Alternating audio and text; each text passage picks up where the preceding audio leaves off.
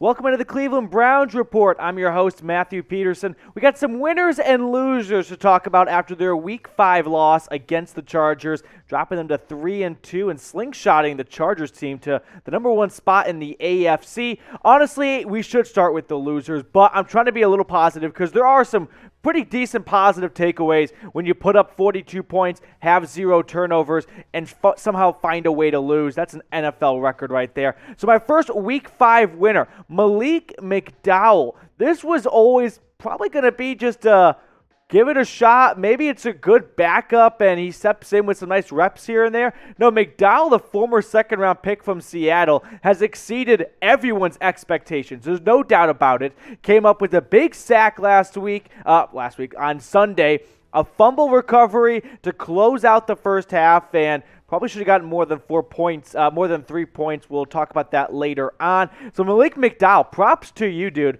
I mean, just turning things around, career did not get off to the start you envisioned, but you're finding yourself a nice home in Cleveland, and it's a home in Cleveland that definitely needs help on the interior defensive line. Guys, Browns came up short on Sunday. We know that, but help us get to 3,000 subs because the big wigs here, the bosses, the big cheese at Chat Sports, the more subs we get, the more Browns videos they let me make. We only need 126 more. Help us get to 3K. If you haven't subbed already, I would greatly appreciate it if you could. So go ahead and smash that sub button. Next winner here from Week 5, David NJOKU. Where has this been all this time, NJOKU? This was the first-round pick everyone was hoping you'd be. Just a little late to the party, but we'll take it, all right? Look at the numbers here from Weeks 1 and 4 combined compared to this past Sunday, Week 5. Matched his receptions from first 4 weeks, outdid his total yardage in those weeks, had a huge touchdown run. This has been the moment that Browns fans have kind of been waiting for. Hopefully it's not just a one-off, broke a couple tackles here and there, and maybe got a little lucky. Hopefully this starts to snowball into something because the career numbers for NJOKU are not what you've hoped they'd be when you get drafted in the first round, all right? You drafted tight end in the first round. Everyone's chasing that next Gronk, the old Jimmy Graham. That's kind of the aspirations when you draft a tight end in the first round. Career stats right there, not even 2,000 yards, 12 touchdowns.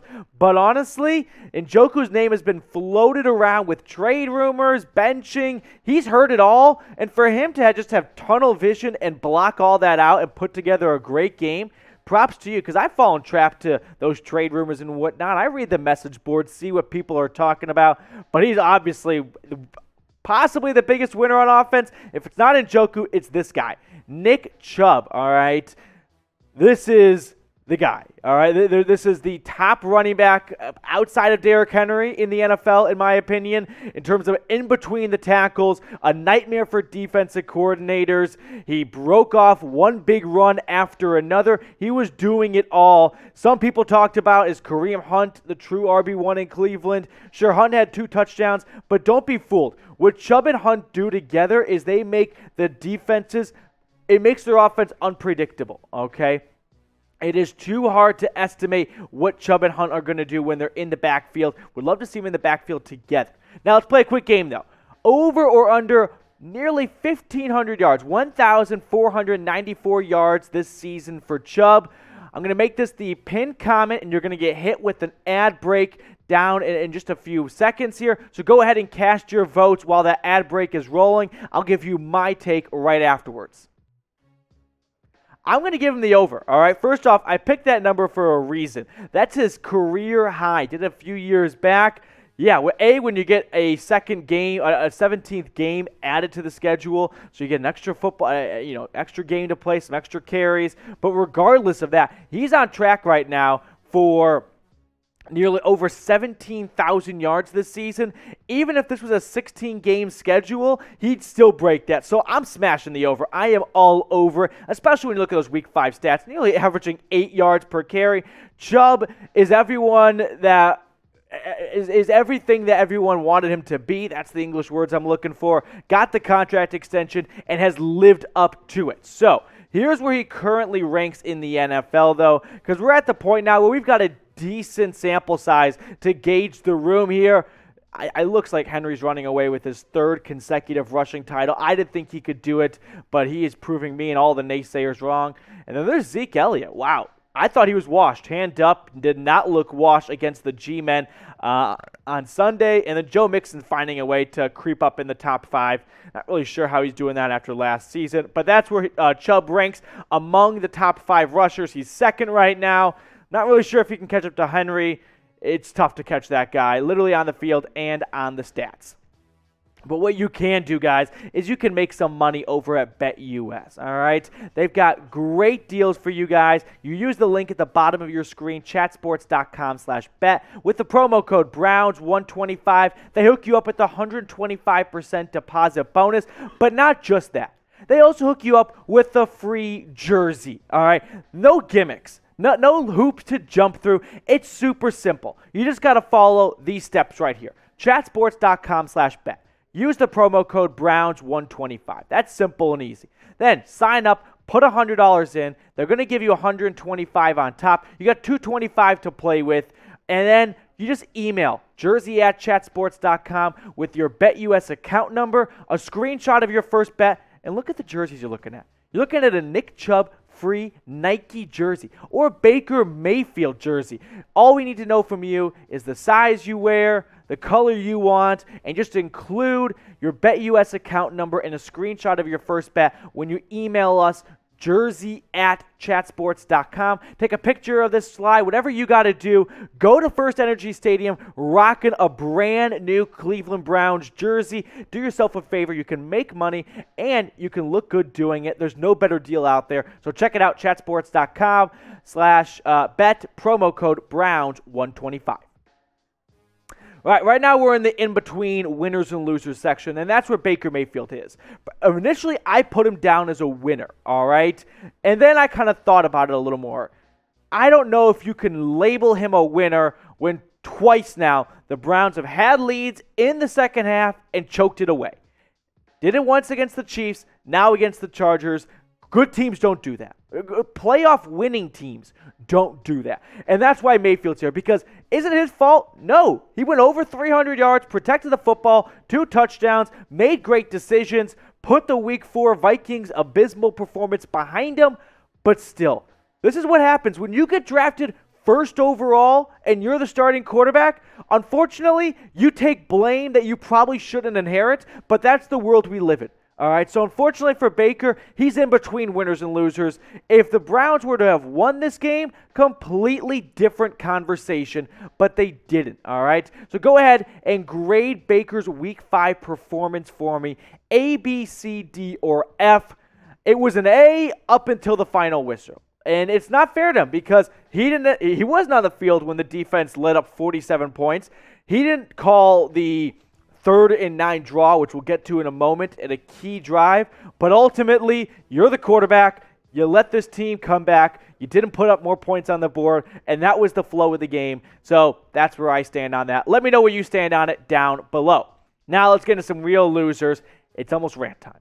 Kevin Stefanski butchered this game. He botched it, he had it in his hand, and he dropped it, all right? It's like the egg contest where you throw it back and forth. Stefanski was the first one out, all right? You never want to be that guy in that icebreaker game. So let's rant time. Let's do it together because there's a couple notes I want to hit on here. I'm going to check down because I don't want to miss a damn thing, all right? First thing first, first half. Malik McDowell recovers that fumble, gives you great field position. Over 30 seconds, you have a timeout. You take a run play, and you let the clock run down to 8 seconds. Call a timeout. He knows that too, and unfortunately, I'm just kind of speaking to the choir here. This isn't groundbreaking ideas or information, but take a timeout. Give yourself a shot to take some shots in the end zone. Instead of getting 3 points, get 4 more, get 7. Really take momentum into the half, especially when you're getting the ball back to start the second half. That was a big oof right there. Now, the play calling at the end of the game, all right? Stefanski owned up to this, all right? This just came out. We'll get the tweet out here in a moment, but he knows that too. The play calling I'm talking about had the ball late in the game, and you do 3 straight run plays. And you give the ball back to the Chargers down 1, and you kind of felt it coming. You kind of felt the field goal on its way. Here's what Marla had to say about this, or here's what Stefanski had to say from Marla Ridenour. Brown Stefanski said he was sick about the draw play to Kareem Hunt on 3rd and 9, said he was caught up in 2nd down, asked if that was a missed call. On missed calls, we as a team are not going to rely on the officials. I've got to move on. Yeah, you can't rely on the officials, and you shouldn't run the ball there. You had no luck on the first 2 plays. This is 2020 NFL, all right? You got to pick up the first down. 2021 NFL. You can't let the other team have the ball in their hands and decide this game at the end of it, all right? You had to pick up the first there. I don't care if, yes, you want to burn some time.